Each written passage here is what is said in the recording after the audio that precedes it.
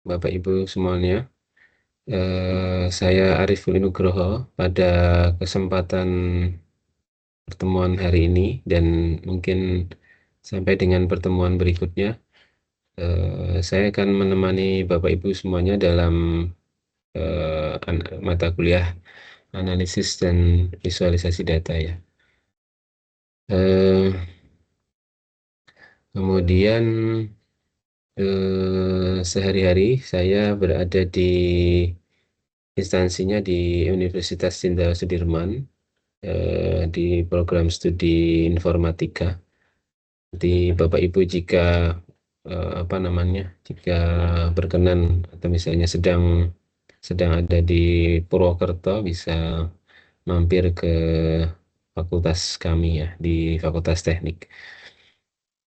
Ya, Bapak Ibu yang pada pagi hari ini belum sempat hadir karena memang di lain waktu ada di sisi lain ada mungkin ada kesibukan ya, karena memang untuk web yang kedua ini di minggu-minggu ini memang belum bisa mengatur jadwal yang weekend dan malam hari. Saya coba cari yang pagi hari ya, dan dapatnya hari ini, hari Kamis pagi.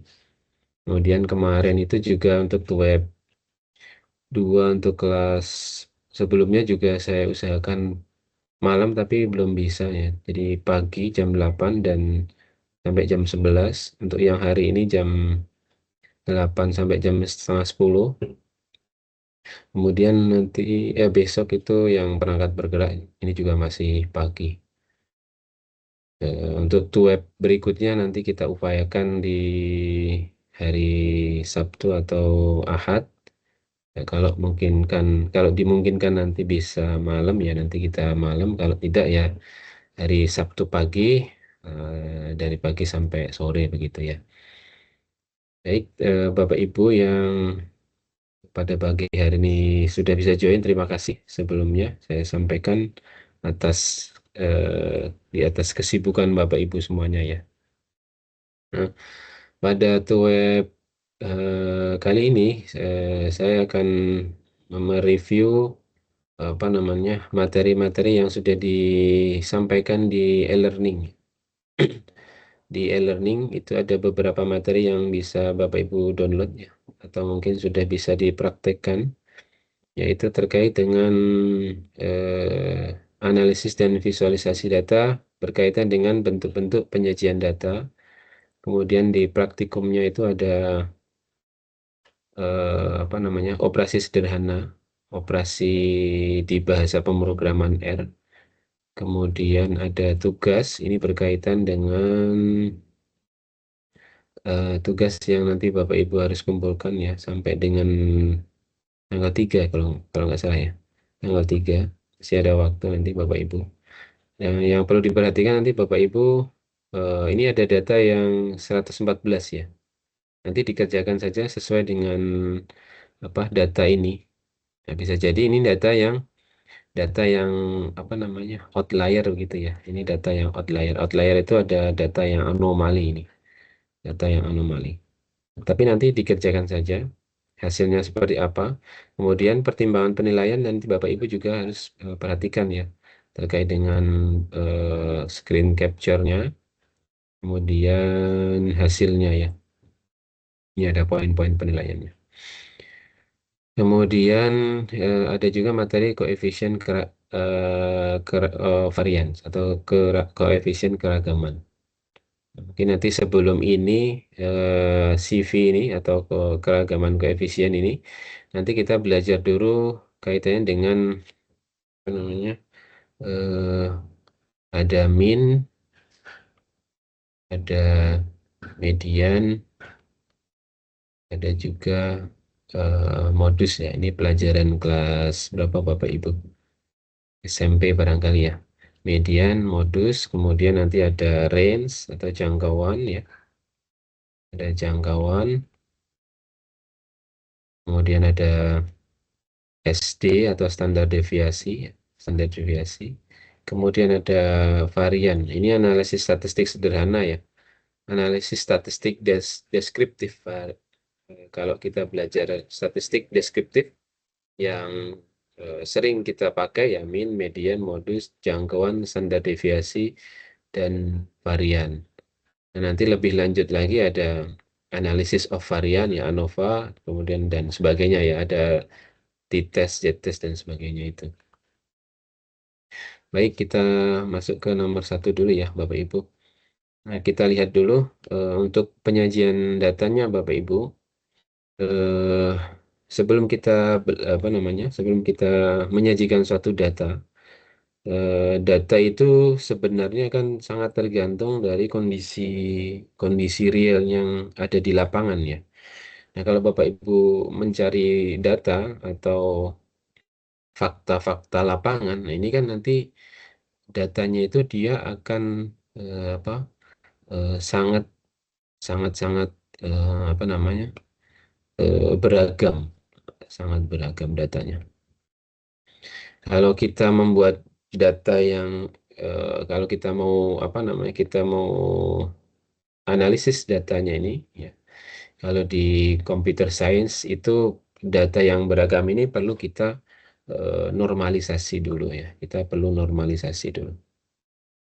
Nah, perlunya normalisasi ini buat apa? Misalnya ada satu data, katakanlah misalnya data prediksi curah hujan ya. Data prediksi curah hujan itu ada satu data di bulan April itu di minggu kedua tidak ada datanya. Nah, jadi minggu kedua itu tidak ada datanya.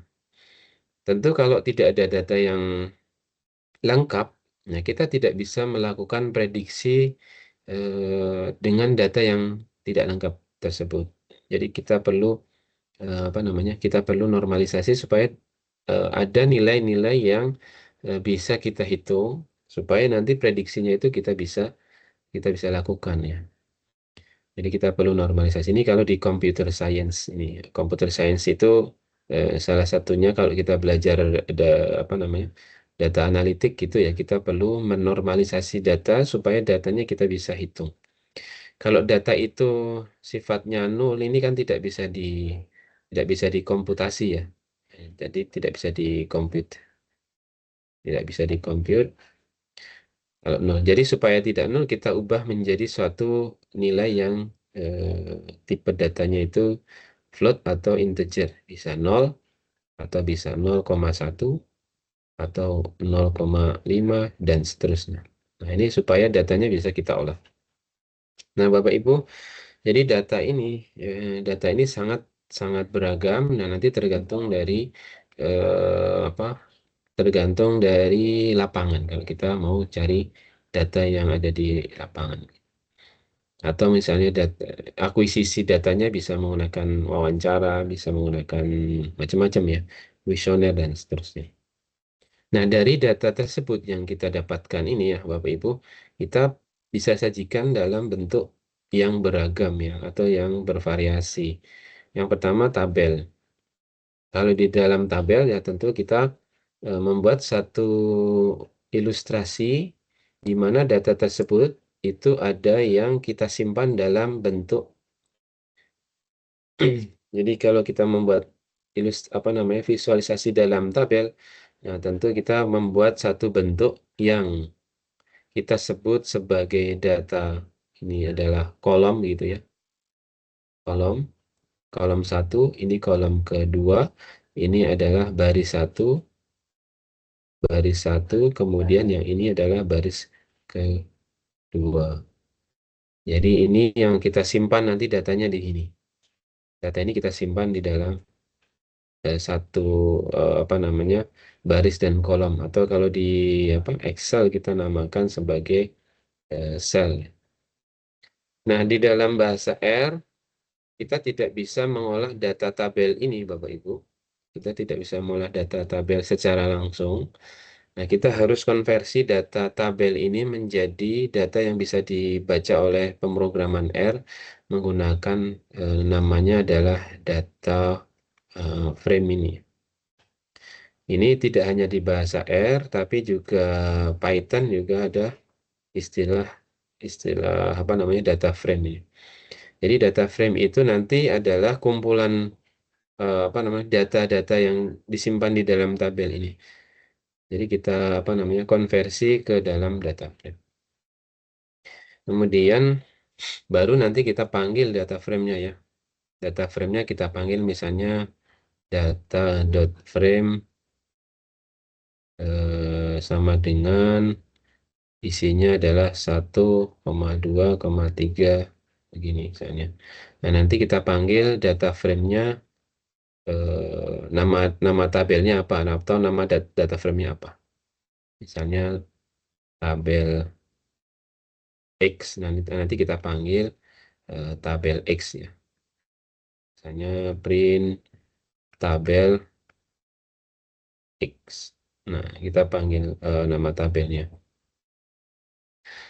Kemudian visualisasi berikutnya Bapak Ibu bisa gunakan diagram batang atau bar chart. Ini mirip nanti dengan yang diagram diagram histogram ya. Ini mirip nanti dengan histogram. Nah, ini dengan ini histogram. Diagram batang kan yang modelnya yang seperti ini ya. Misalnya ini usia 20 gitu ya, 30 di atas 40, ada banyaknya data ini ya. Ini 15, 20, ini 10 misalnya. Nah, ini kita tampilkan dalam bentuk histogram. Kemudian kalau kita tampilkan dalam bentuk garis, kemungkinan bisa apa tidak Bapak Ibu? Kalau satu data usia gitu ya. Usia ini lebih 20, ini 30, ini kurang dari 20, ini 30, ini lebih besar dari 40. Dalam bentuk garis mungkin gambarnya seperti ini ya. Kurang representatif ya. Jadi kalau kita gambarkan atau visualisasikan menggunakan apa namanya ini, diagram garis atau line chart, ini kurang representatif terhadap datanya ya. Jadi nanti kalau Bapak Ibu memvisualisasikan satu data ini, itu nanti disesuaikan dengan representasi datanya. Kalau misalnya prediksi prediksi saham misalnya. Prediksi saham itu jarang menggunakan yang diagram batang ini ya. Jarang, sangat jarang, atau tidak direkomendasikan menggunakan yang diagram batang. Ya, lebih sering menggunakan diagram garis begini karena akan terbaca variansi datanya, apa ini, kenaikan datanya atau datanya di mana posisinya itu akan terlihat. Harga sahamnya naik atau turun ini. Ini akan lebih lebih apa, representatif kalau kita menggunakan yang grafik seperti ini. Ini yang garis ya, atau grafik garis ya, sorry.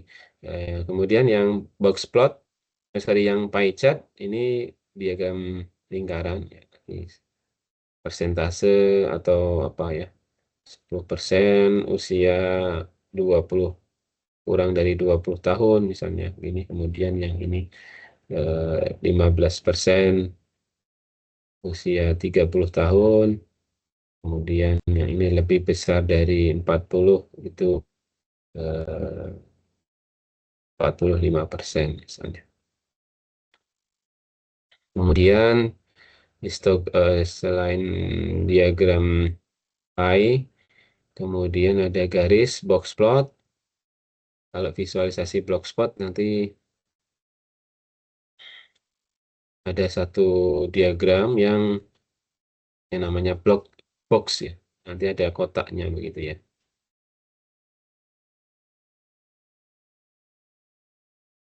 Jadi visualisasinya nanti ini ada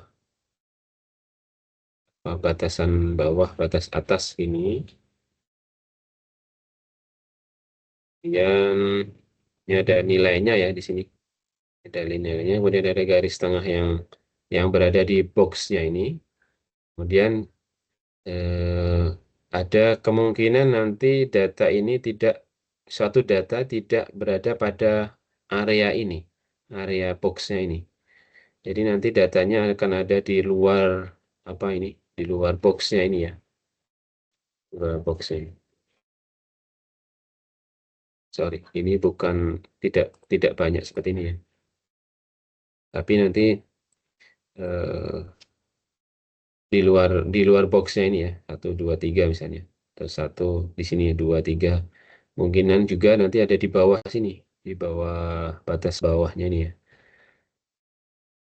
atau di sini misalnya. Ini yang namanya box plot. Kemudian histogram mirip dengan apa? Diagram batang.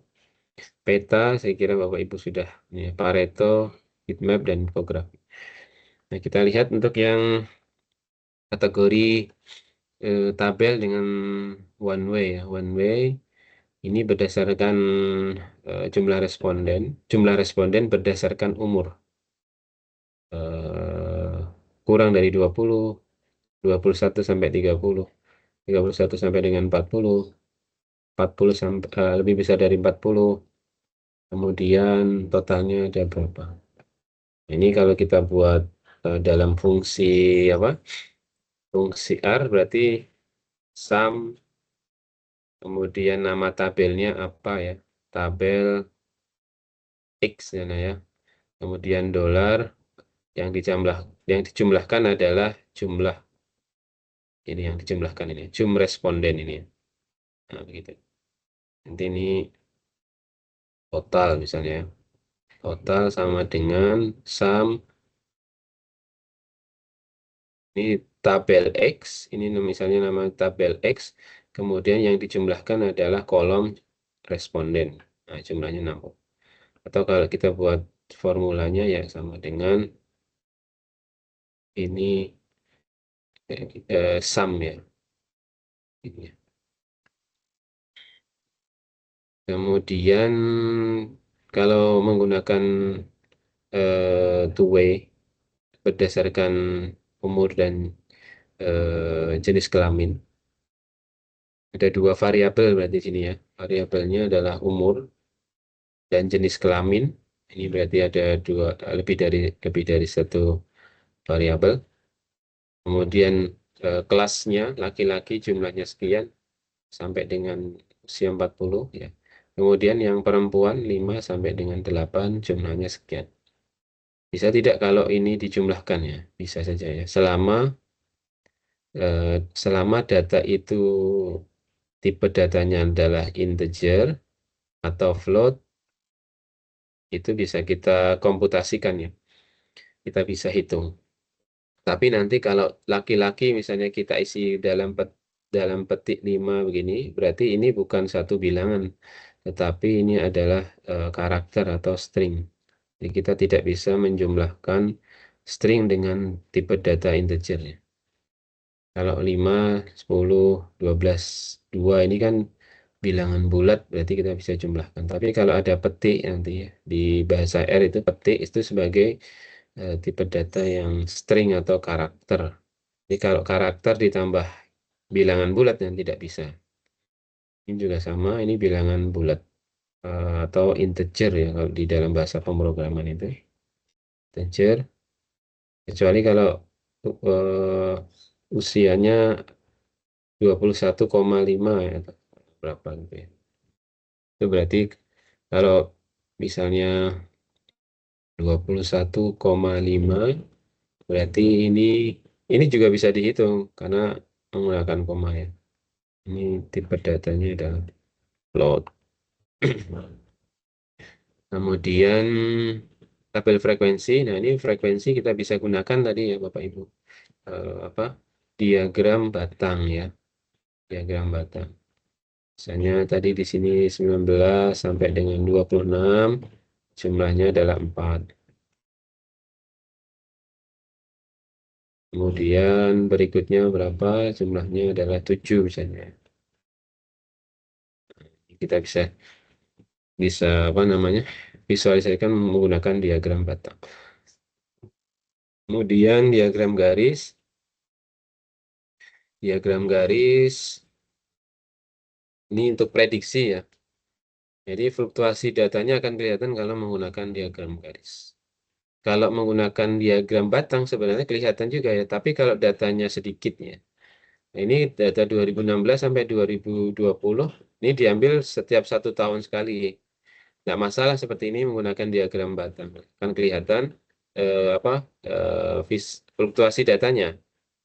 Tapi kalau nanti datanya itu 2016 dibuat per minggu, kemudian 2017 dibuat per minggu, sampai dengan 2020 dibuat per minggu, nanti tidak akan terbaca ya kalau kita menggunakan apa histogram atau diagram batang. Akan lebih nyaman atau representatif menggunakan yang diagram garis. Misalnya untuk prediksi saham gitu ya. Kalau diagram garis ini cocoknya untuk prediksi saham saham, kemudian bisa juga curah hujan ya, curah hujan atau prediksi curah hujan juga bisa ya.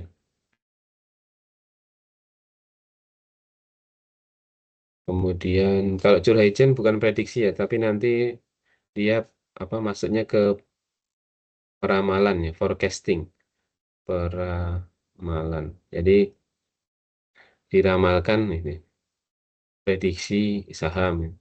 Kalau saham bukan diramalkan ya, istilahnya itu apa ya? Ini 11-12 ya istilah prediksi dengan peramalan.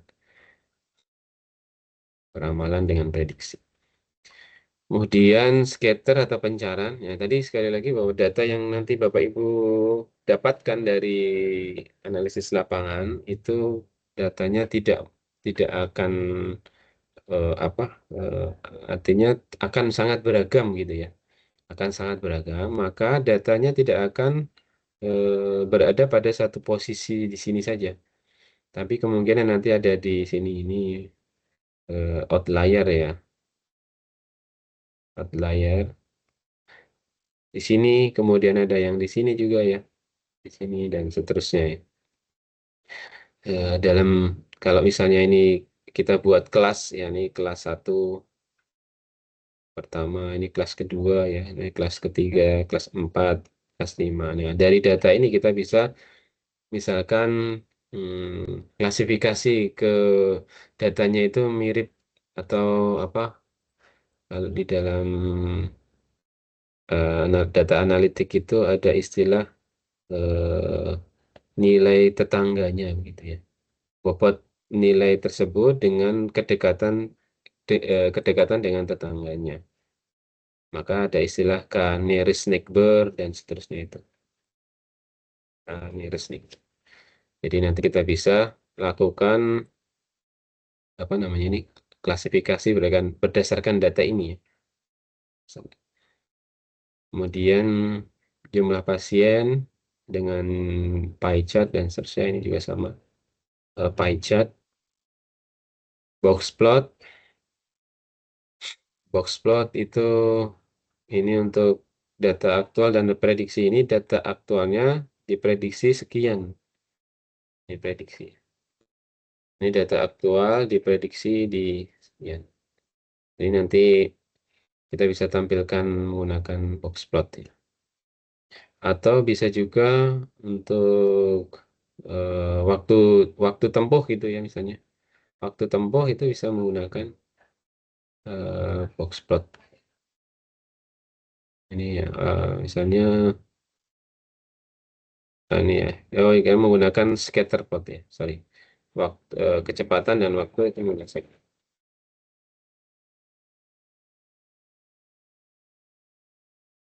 Kemudian ini untuk peta ya, kita skip saja. Baik, itu Bapak Ibu ya untuk apa namanya pengantarnya. Lalu bagaimana kita buat ke dalam bahasa R-nya? Eh, Kalau tabel kita buat namanya apa? Data frame ya.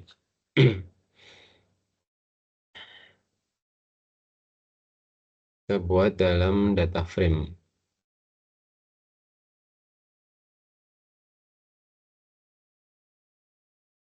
Contohnya, jadi nanti sebelumnya Bapak Ibu sudah install aplikasi R-nya? Sudah. Sudah ya, baik. Kalau sudah nanti Bapak Ibu bisa langsung menjalankan di sini ya. Misalnya kalau di modul kan 1 tambah 1 ini 1 tambah 1 enter ya. 2 ditambah 4 ini ya. Nah, tambah. Silahkan, tidak masalah. Atau menggunakan yang editornya ya. Menggunakan konsol langsung bisa, menggunakan editornya boleh. Kita coba yang di editor saja ya. Kalau apa namanya, kita buat data ya. Data, kita buat variabel namanya data, kemudian kita assign namanya, sorry, isinya data tersebut berapa? 1,2,4, iya. Nah ini kalau kita jalankan, kita blok saja ya. Nah, ini muncul data sekian. Datanya berapa ya? Kalau standar deviasi bagaimana? SD cukup mudah ya. SD, sorry, bukan D ya. Data. Nah, gini. 1,87 sekian. Kita lihat lagi di modulnya ya Bapak Ibu. Nah ini ya, kita buat dulu data frame-nya ini. Data frame ini sebagai nama sebagai apa namanya, konversi dari tabel tadi. Jadi tabel itu di dalam bahasa R dinamakan data frame. Kita coba saja menggunakan apa namanya, menggunakan modulnya ini ya. Saya buat jadi agak sedikit ke sini. Nah ini ya. Nah, ini saya hapus dulu. Kita buat namanya data frame. Ini nama tabelnya ya, data frame. Kemudian kita assign, sorry, kita assign isi dari tabelnya dengan menggunakan apa namanya, data dot frame. Nah, ini data dot frame, namanya data satu. Data satu, kita isi data satunya itu dengan apa namanya, isian ya, nilainya satu, dari satu, 1,3,4,6,8,9. Nah ini data satu itu nanti menjadi kolom ini Bapak Ibu ya. Jadi yang ini nanti akan menjadi, ini menjadi kolom pertama, yang ini kolom kedua, kemudian yang ini kolom ketiga, ini kolom keempat ya.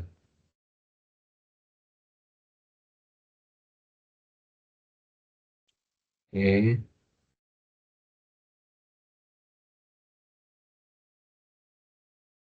keempat. Oke ya, kita lanjut. Kemudian data berikutnya. Nah, jadi kalau membuat program itu memang sebaiknya harus apa? Kita antara begin dan end ini kita samakan ya posisinya. Jadi lebih mudah untuk membaca kode programnya. Kemudian data dua, isinya adalah 7,8,7,13, 16. Nah, datanya ini kan kebetulan ada 1, 2, 3, 4, 5, 6. 1, 2, 3, 4, 5, 6. Kalau misalnya data 2 hanya 5 bagaimana? Ya nanti otomatis data ke-6-nya ya kosong ya. Yang ini kalau misalkan kita kosongkan hanya 5, ya berarti nanti yang data ke-6 ya kosong. Dipakai koma, kemudian berikutnya data 3, ini kita assign nilainya 11,13, 18,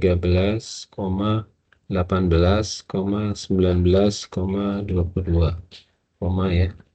Ini untuk mengganti ke kolom berikutnya. Data keempat ini sama dengan C.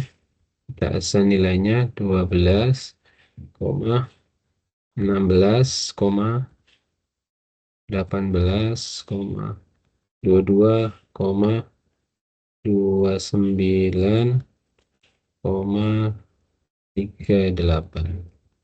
Oke. Ini sudah kita compile dulu. Kita compile.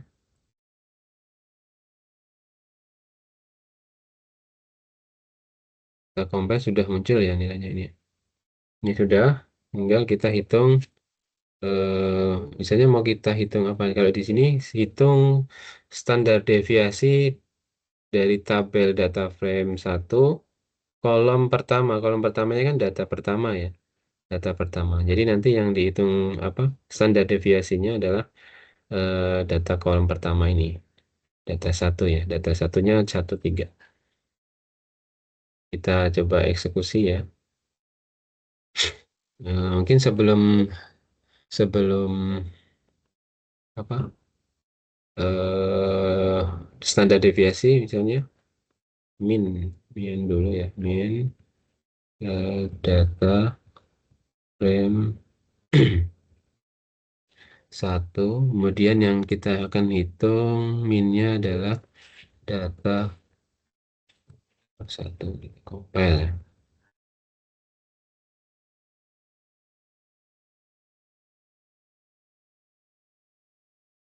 Minnya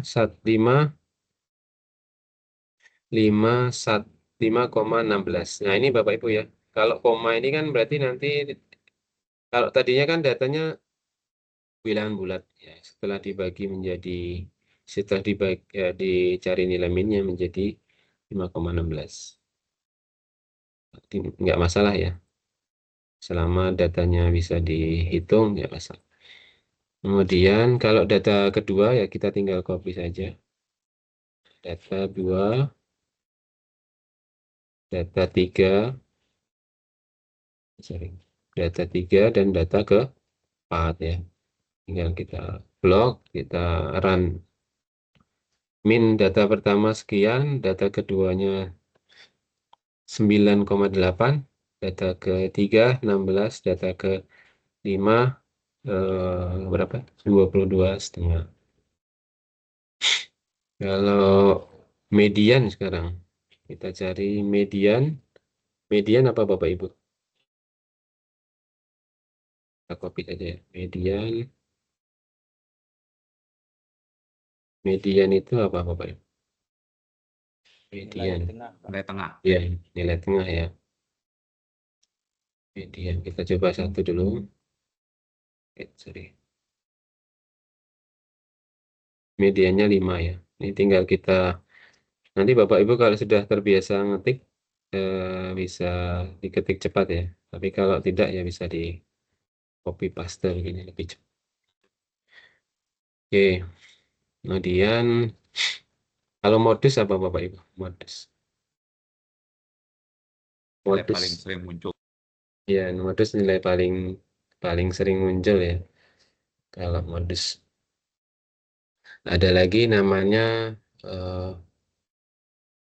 jangkauan. Kalau jangkauan itu berarti nilai max dikurangi nilai min ya.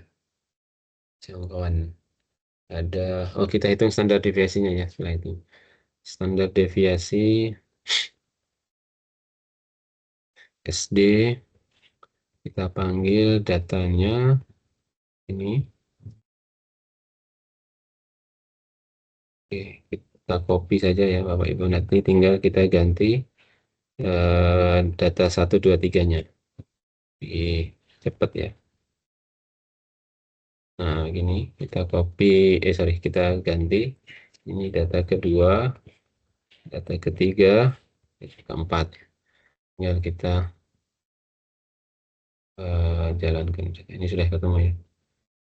3,06, 3,76, 4,28, 9,544. Baik, kita kembali ke ini dulu, ke apa, ke PDF-nya ya. Kemudian untuk menggambar grafik tinggal plot 2,7. Ini 2,7 itu sumbunya ya. Sumbu 2 X 7Y. Kalau ada dua tabel, sorry, kok ada dua tabel, ada dua titik ya. Dua titik kita buat X1, X2, ini kan X1, ini yang ini adalah X1, X2, X3, X4. Kemudian yang ini Y1, ini Y2, yang ini Y3, yang terakhir Y4. Jadi mereka berpasangan ya. Jadi 1 dengan 2, jadi nanti grafiknya itu X1, Y1, nanti ada lagi X2, Y2, X3, Y3, dan yang terakhir X4, Y4. Ini kalau kita membuat banyak titik. 1X. Kita coba saja. Ini tadi ada berapa? 4 ya.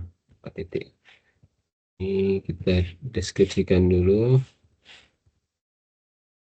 C-nya 5,6 misalnya. Kemudian 3,4,9,10.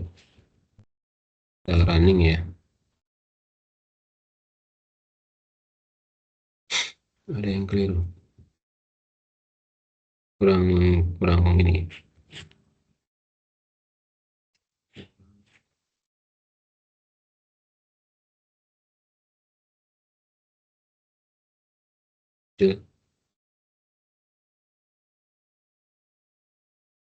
Plot C. Jadi datanya ini 1, ini 1, 4, 6, 7, 2. Ya, kita hapus dulu biar enggak.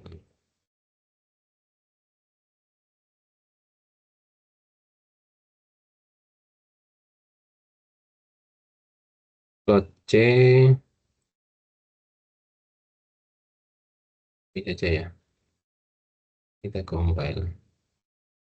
Nah, muncul 1, 2, ini 1, 2, 4, 5, 4, 5, 6 dengan 6,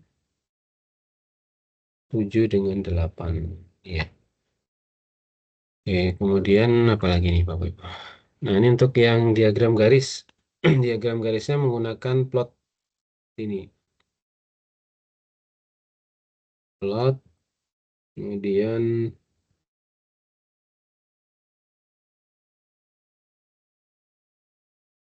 plot,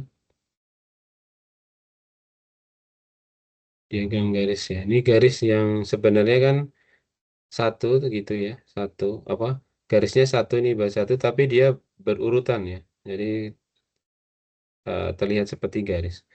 Dari 1 sampai dengan 15 ini. Jadi gambarnya itu kalau diilustrasikan kan ini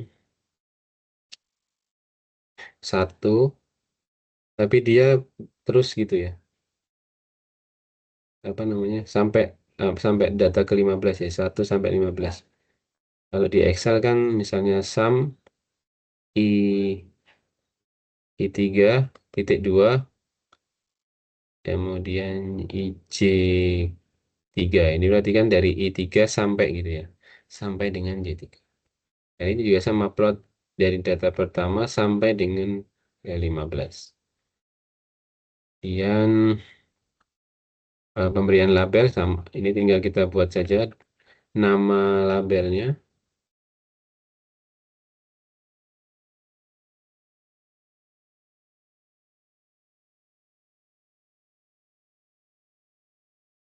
Nama labelnya untuk X data 1, Y data 2. Untuk nama nama grafiknya itu grafik 1.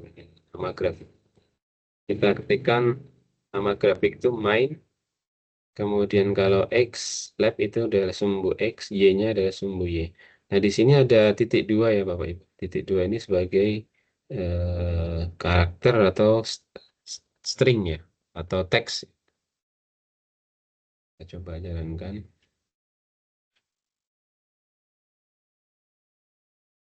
Grafik 1 ini ya. Ini dari 1 sampai 15. Kemudian namanya data 1 untuk X, Y-nya data 2.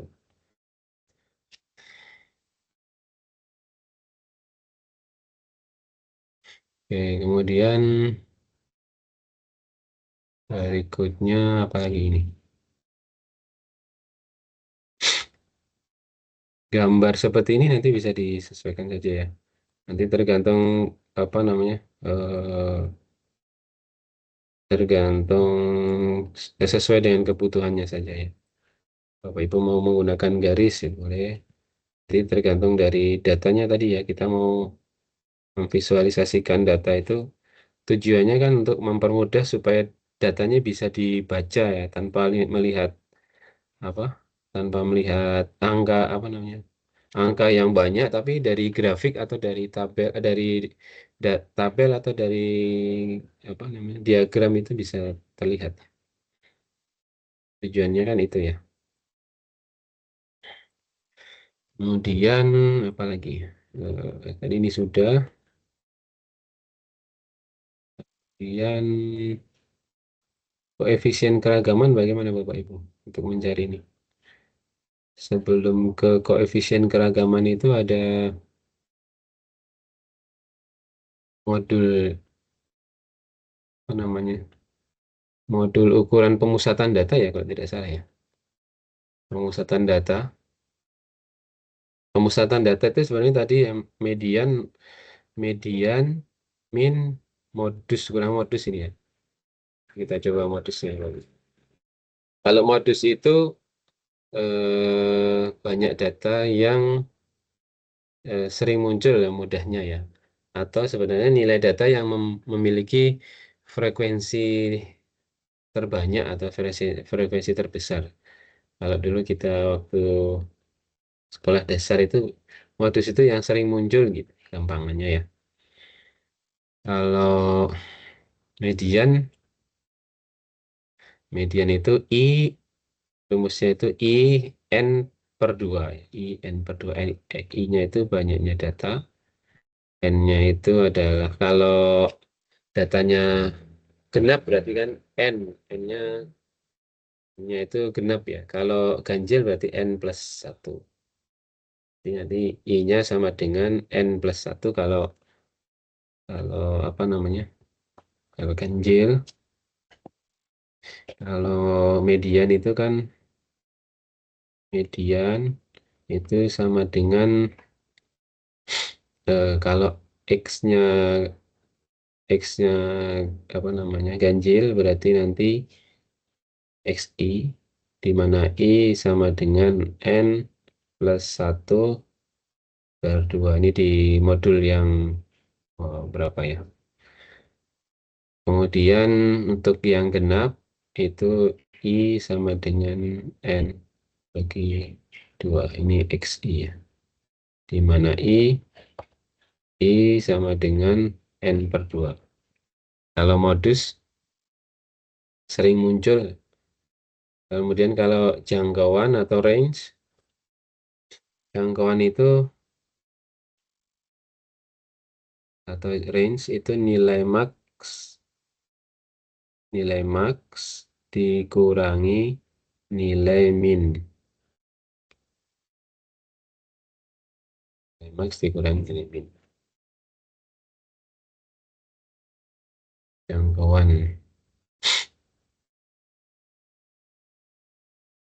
Kalau di bahasa R-nya berarti tadi berapa? Ini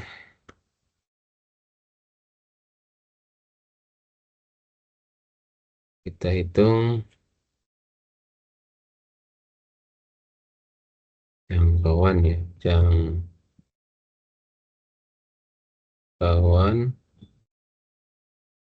Jangkauannya kita assign berapa ini?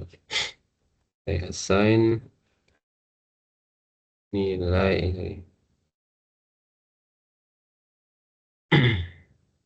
nilai max ya. Nilai max ya. Nilai max kemudian dikurangi nilai min. Nah, ya. Kemudian kalau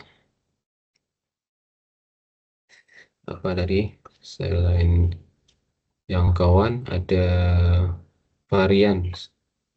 Varians itu rumusnya kalau di modul itu row pangkat 2 sama dengan sigma dari n i sama dengan 1 ini x i minus mu pangkat 2 dibagi dengan n. N-nya adalah populasi atau keseluruhan datanya ya, N-nya ini. Ini N-nya keseluruhan data, kemudian yang apa? N-nya, N kecil itu nanti adalah sampel, kalau nanti berbicara ada sampelnya ya. Kalau ini N-nya adalah ukuran keseluruhan data, kalau XI-nya adalah data pertama, data kedua gitu.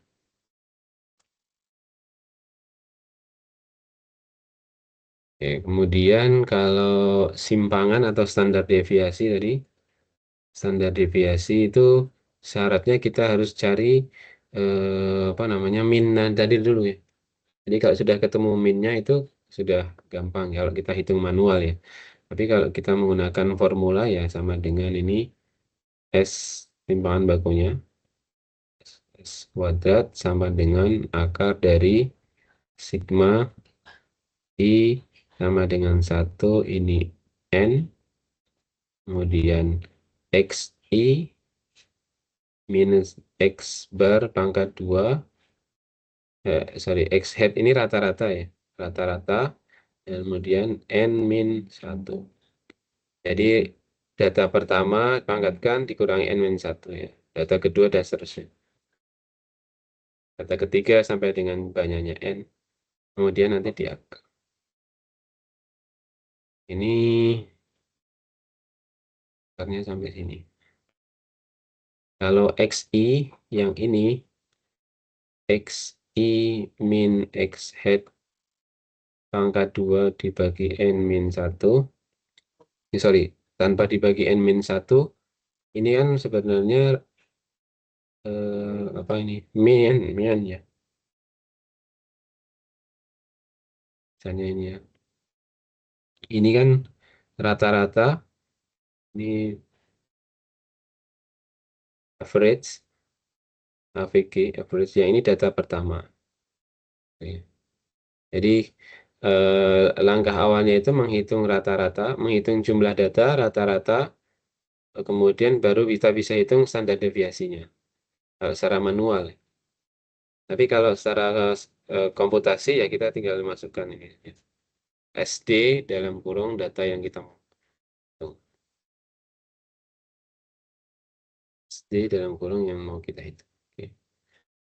Kemudian setelah mendapatkan apa namanya mendapatkan koefisien keragaman kita bisa hitung apa namanya nilai sorry setelah kita mendapatkan nilai rata-rata dan standar deviasi kita bisa menentukan koefisien keragaman. Jadi tahapan pertama tadi kan data kita jumlahkan Kalau secara manual ya, secara manual data kita jumlahkan, kita hitung min, modus, median, kemudian kita hitung standar deviasi, baru kita bisa hitung ini CV.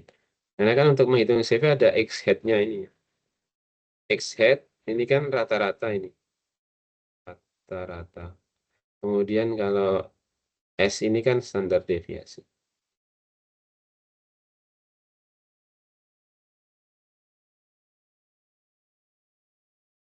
Oke. Contoh, kelas A mengikuti apa namanya? Kelas A mengikuti kuliah AVD. Rata-ratanya adalah 8 dan SD-nya sama dengan 6. Tentukan CV. CV. Nah,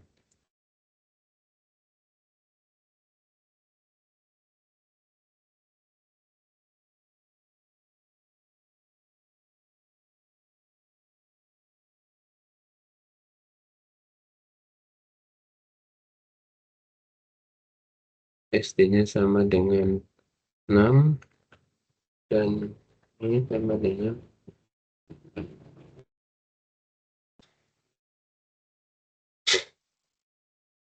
kita buat kepahitannya bagaimana Bapak Ibu?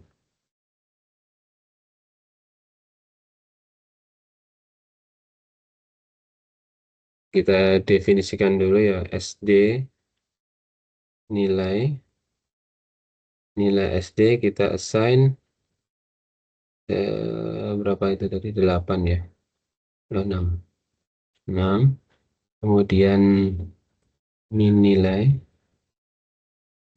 nilai sama dengan kita assign 8. Kemudian CV-nya CV itu rumusnya tadi adalah SD dalam kurung ya. Dalam kurung SD nilai dibagi min nilai atau nilai min ya. Ini dikali dengan 100. Nah, ini rumusnya ya. Rumusnya baru kita panggil apa hasilnya.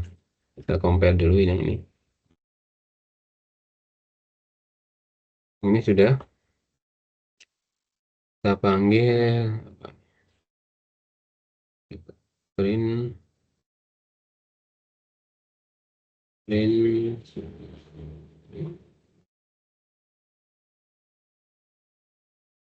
ya, CV-nya 75 ya. Kita pakai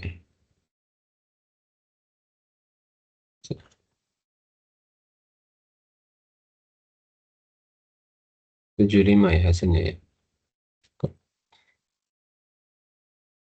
Dalam persen ya. Ini rumusnya yang perlu didefinisikan. Ini kalau kalau apa menggunakan formula kita tulis dulu rumusnya begini SD nilai min kemudian SD nilai dibagi dengan min. SD nilai standar deviasi dibagi dengan min kemudian dikali dengan 100. Baru kita panggil fungsi CV ini ya, koefisien varian kita panggil ya. Kita panggil dengan di sini kita panggil. Tanpa menggunakan petik ya. Kalau kita panggil dengan menggunakan petik nggak bisa ya Bapak. Karena ini kan satu fungsi itu, nah ini nggak bisa ya. Kalau lagi petiknya 2 ini nanti dianggap sebagai teks ya.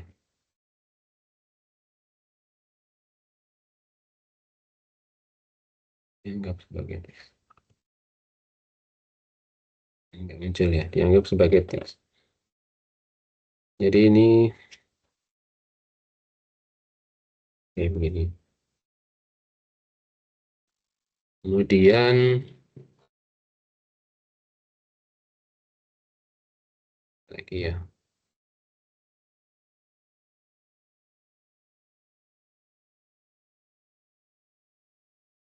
Berikutnya simpangan baku. Ini simpangan nilai standar. Nilai standar itu Z dibagi dengan XI min X head. X head itu tadi rata-rata ya. Berarti kita harus tahu rata-ratanya dulu. Kemudian data pertama sampai dengan data ke I. Kemudian dibagi dengan SD, standar deviasi. Lalu nanti muncul analisa di atas ini menggunakan Z-score ya. Kalau lebih besar 0 berarti nilainya di atas rata-rata.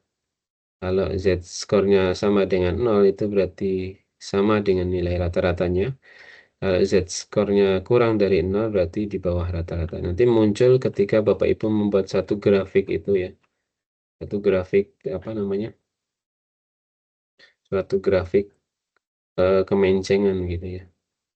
Nah, nanti nilainya itu ada di pusat pusat kurvanya ya. Kalau distribusinya seperti ini berarti nanti distribusinya distribusi normal, distribusi normal.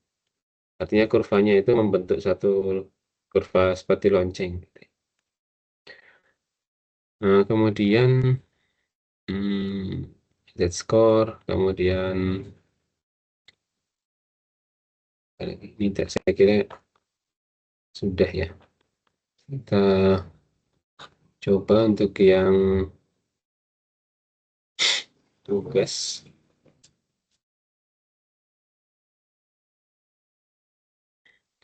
Kalau di tugas ya Bapak Ibu, tugas 1 ya. Ini datanya kecepatan, kalau rata-rata bagaimana ini nanti kecepatan? Kecepatan rata-rata atau V. V itu jumlahnya kan ada 50 ya. 50 atau 25? 50 ya. 50 berarti data ke I ya. Berarti data jumlah ini, jumlah data ke 50 dibagi dengan sorry, 4 sampai dengan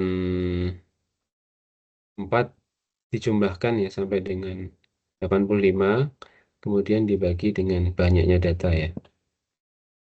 Bagi dengan banyaknya data. Ketemu rata-rata. Kalau yang jarak, sama jarak ini dijumlahkan, nanti ketemu rata-rata. Standar deviasinya ya berarti tinggal kita coba buat ya Bapak Ibu ya. Ini datanya kan ada 4 sampai sini 10 ya. Kita buat dalam bentuk ini dulu. Data frame-nya dulu ya.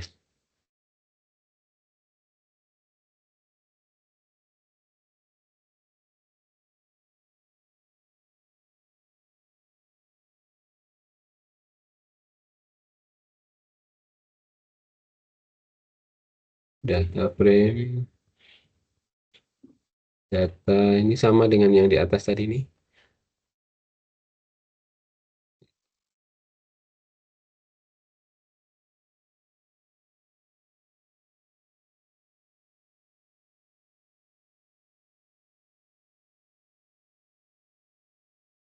Ini data frame, data ya kita panggil data. Ini langsung saja ya, berarti ini kecepatan. Nah, ini ya, kecepatan nilainya berapa? Ada 2 kolom ya. Kemudian yang kedua jarak. Jaraknya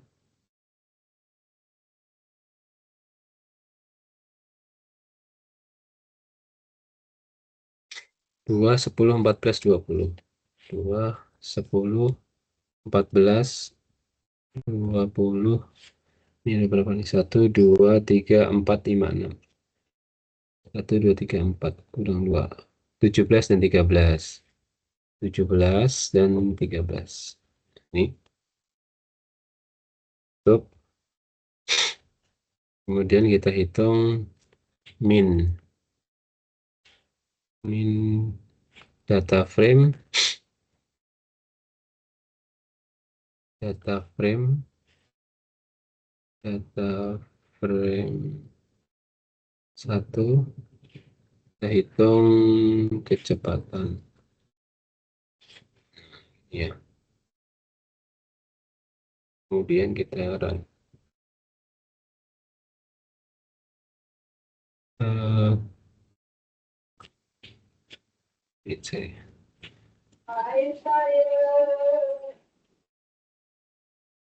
Argumen is not numeric kalau Jawa ya. Tadi.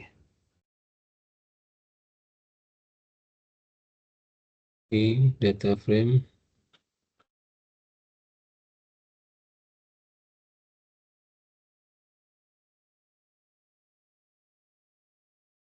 kelihatan ya atasnya nih.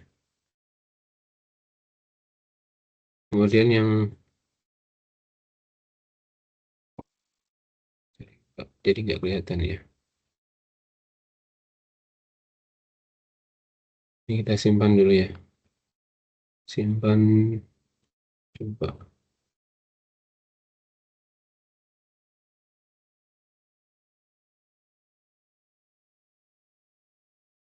Oke, data frame seperti ini nanti ya Bapak Ibu. Jadi buat dulu atau langsung saja ya. Langsung saja ini kecepatan.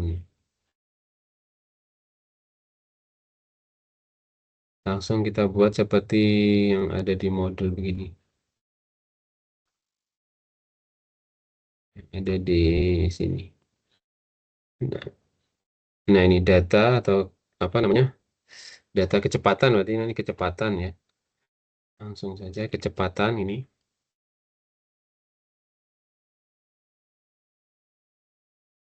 Jarak kecepatan.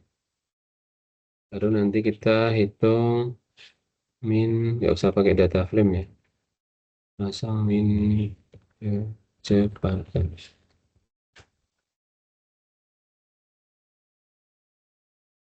Kecepatan. Input data SD data. Ya, ini tinggal ganti variabelnya saja Bapak Ibu ya. Ini tinggal ganti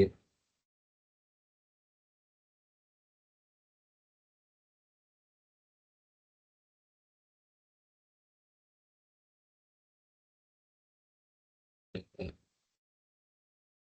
Ini. Nah, ini ya 3,5. Nanti kalau ini kita ganti kecepatannya sama saja ya. Tinggal nanti jumlah datanya ada 50 tadi dimasukkan ya 50. Jaraknya juga 50.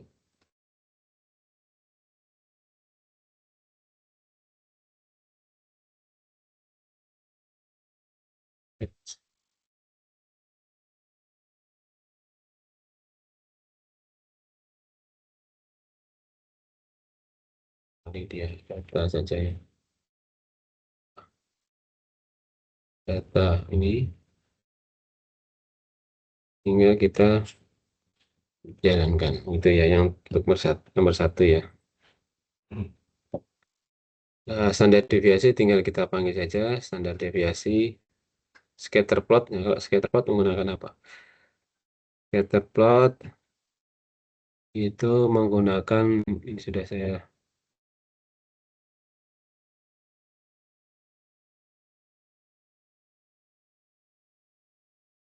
kopikan dulu scatter plot.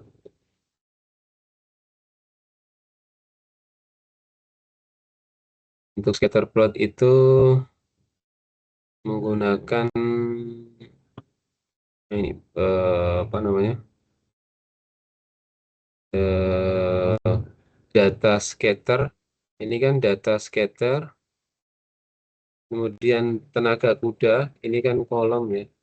Kemudian data scatter, harga ini juga kolom. Kita buat jadi sumbu. Sumbunya yang X itu tenaga kuda, yang Y itu harga. Kemudian menggunakan nih PCH. PCH itu dipakai untuk menggunakan titik padat ya. Tadi titik tapi dia solid. Kemudian warnanya adalah eh, dark dark green. Ukurannya 1,2. Ini nanti bisa di apa namanya? Sesuaikan saja. Kita kompilasi yang bagian ini saja ya. Bagian ini kita kompilasi. Oh, sorry, ini harusnya dikompilasi semua ya. Nah, nanti munculnya ini kok gambar. Nah, scatter menggunakan ini. Kalau kita coba ke mana? Ke tadi ya. Kita coba ke bagian ini. Nah, ini kita ganti saja ya. Plot data.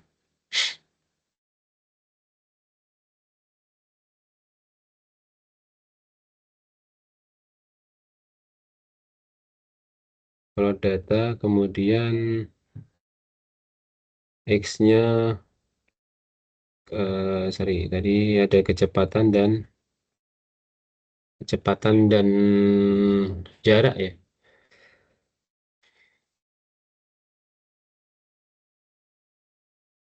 Kecepatan dan jarak. Kecepatan, kemudian jarak. Kemudian yang ini adalah saya ganti. Ini judulnya adalah relasi misalnya. Ini kecepatan. Yang ini adalah jarak. Jarak warnanya sama ini. Ini kan nggak bisa dibesarkan. Kecepatan ini jarak. Tapi karena jaraknya kan belum kita definisikan ya, kita kita ini saja, kita skip ya ini. Nanti di scatter ini tadi ya Bapak Ibu ya. Nah ini ya.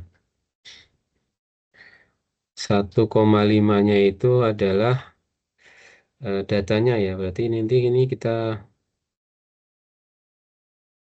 bisa juga nanti seperti ini. Coba aja.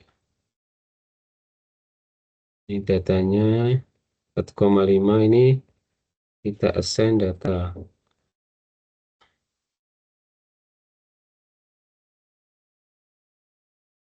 Oh, ini. Data 2. Oh ini.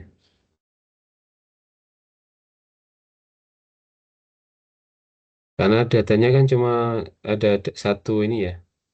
Satu apa namanya ini? Satu kolom saja ya. Satu array, satu lari saja. Nah, jadi Bapak Ibu menyesuaikan saja untuk yang sumbu X-nya ya.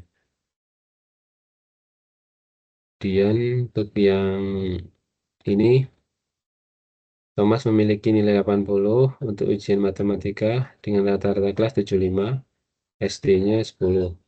Untuk ujian bahasa Inggris, ini variabelnya ada ujian matematika, kemudian ada ujian bahasa Inggris.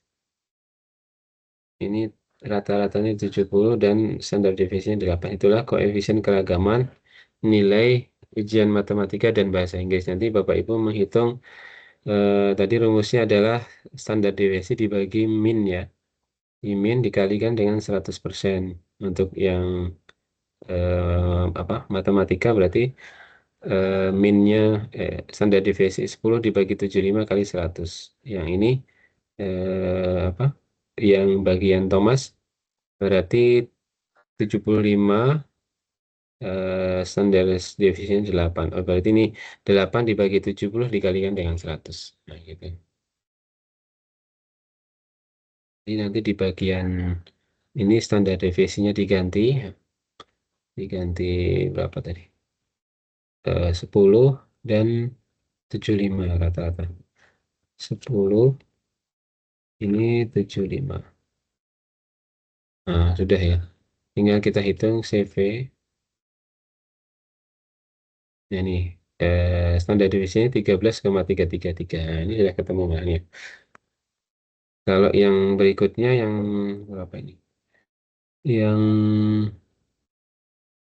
hitunglah koefisien untuk bahasa Inggris.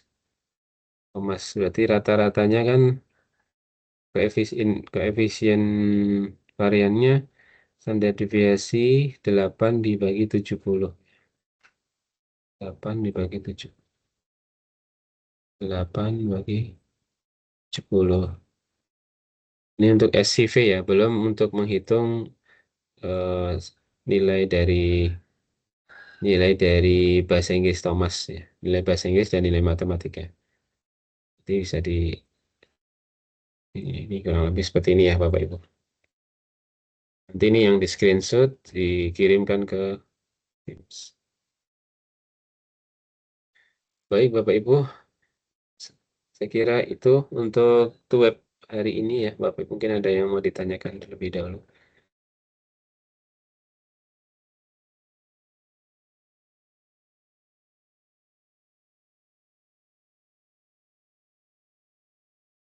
Izin Pak Untuk mau tanya, yang ya silakan Bu. mau tanya kalau saya kemarin menggunakan RStudio-nya Pak untuk nulis sintaksnya itu nggak apa-apa kah Pak? Nggak apa-apa Bu. Langsung Ya, aja. Oh ya. nggak apa-apa. Yang penting nanti komponen nilainya itu ya Bu. Misalnya skripnya, kemudian ada hasilnya. Ini kan ada komponen nilainya ini. Komponen nilainya Bapak Ibu jika bisa menghitung rata-rata 10, rata-rata kecepatan ya, rata-rata jarak, kemudian standar deviasi, nanti di screenshot kan ini. Screenshot dilaporkan ini nilainya sudah 30.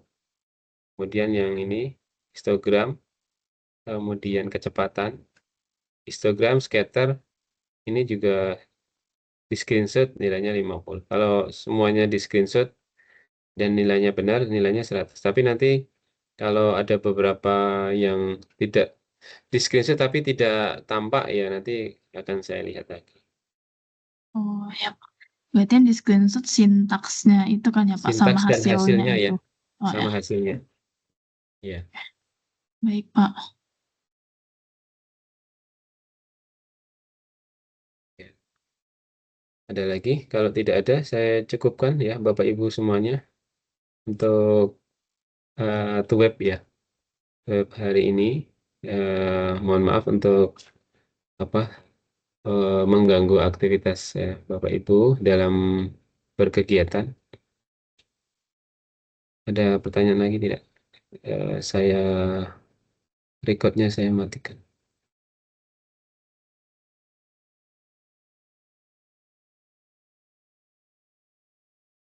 Kalau tidak ada kita akhiri ya, Bapak Ibu. Selamat pagi, selamat beraktivitas kembali. Assalamualaikum warahmatullahi wabarakatuh. Waalaikumsalam warahmatullahi wabarakatuh. Makasih Pak.